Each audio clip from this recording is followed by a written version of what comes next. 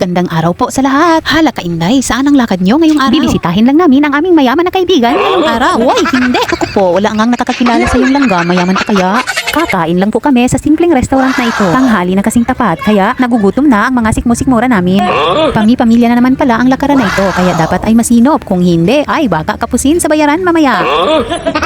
Ayan, at hawak ko na ang menu book. Uy, bakit parang gusto mong magwala? Charot. Ay, for the show.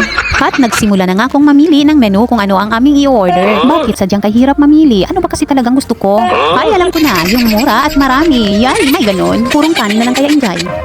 Sa katunayan, minsanan lang talaga kami nakakakain sa labas. Nagkataon lang ito kasi nga may balak pa kaming mamasyal sa ibang lugar pagkatapos dito.